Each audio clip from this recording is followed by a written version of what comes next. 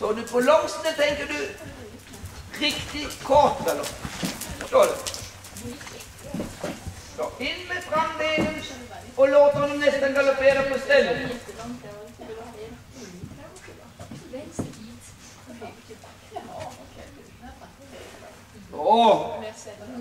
Kolla, in med handen lite upp, du kommer ihåg, ut med handen framför magen, ut och skänker lite tillbaka och möta så att han nästan galopperar på stället. Och igen bara tänka, jag måste strama upp så att han inte bara övervinner min hand. I momentet han lättar och kommer tillbaka är handen redan mjuk igen. Så, just det, jättefint.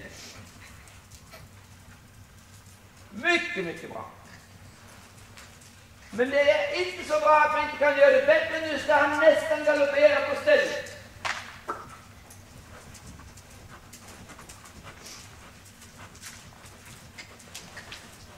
Ja, och där förstår ni hur kvick du måste bli. Du måste bli fruktansvärt bestämd. Men hur kvick du måste bli. Så att han inte bara tvärsar. Kolla! Så nu rider du också en gång. Du går på volten och byter om volten med bibehållen galopp. Men du märker, när han går i den här förväntningen så kan han bli lite beställare in i dina händer och lite stressad. Men när det är fortfarande höger, nu ska han bli kortare i galopp.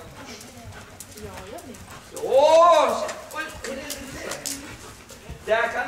Där skulle du nästan rida åt höger igen, förstår du?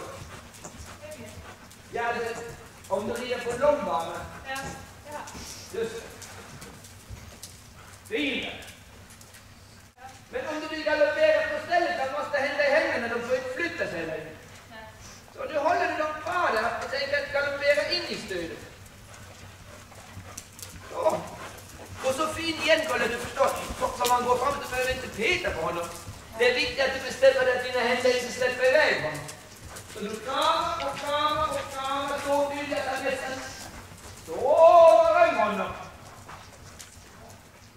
Och därför står det att nog måste man driva till samling, men samling blir det när han lät dig och handen får komma tillbaka. Och tillika som dina händer du kan förhålla, när han måste vända i motställning så måste han ta upp sig, annars trillar han. Så. Och sen vänder vi lite nerifrån, gör vi de där vändbågarna.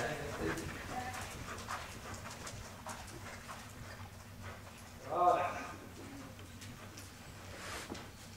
Så in med handen lite upp redan. Ut med handen lite med framför magen. Ut och kan inte söka sig bakåt och du tänker du galoppera genom väggen ut. När du rider. Händerna till höger, du sitter till höger. Just det. Och därifrån på en dressyrprogram rider du åt det hållet. Så, och halvhalten, mer halvhalten, mer glidning. Så du märker, där blev man nästan lite lång. Jajamän. Så. Och på långsidan, mellangalopp. In med framdelen, rytmiskt fram och lika rytmiskt tillbaka igen.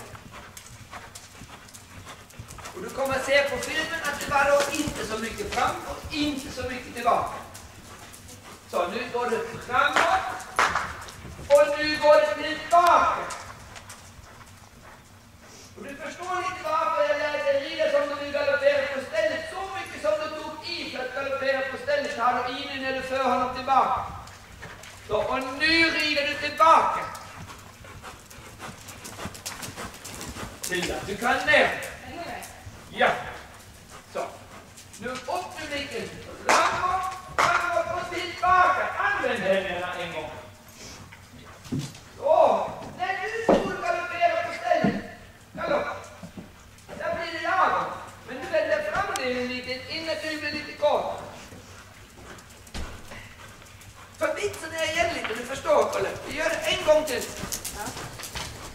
Från bollpunkten till K känns det som man galopperar på stället. Så tillbaka och där galopperar han på stället. Bara för att visa domaren jag har gjort någonting. En gång till. För igen, du förstår, för dig känns det som du har gjort något. Så du rider framåt och för handen tillbaka och nu ska han galoppera ett språng på stället. Till det. Nu får du ta i en gång och nästan välta hästen baklänges. Jag överdriver lite så.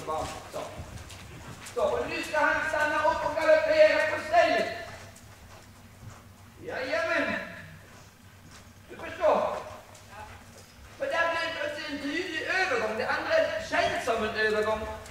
Så lite högt vänsterställt och tillbaka. Och till slut kan han det faktiskt. Mycket bra. Vi sagt av till trav. Det är det fina när man filmar det också. Där ser du lite som domarna ser det. Ganska nyttigt att man får en idé om hur mycket eller hur lite det händer faktiskt. Och där är det ganska viktigt att du tittar så snabbt som möjligt på det medan känslan sitter kvar så man tror sig att man vet vad man gör. Och skriften lite stund. Jättefint. Men du förstår, nu har du fysiken till att rikta honom.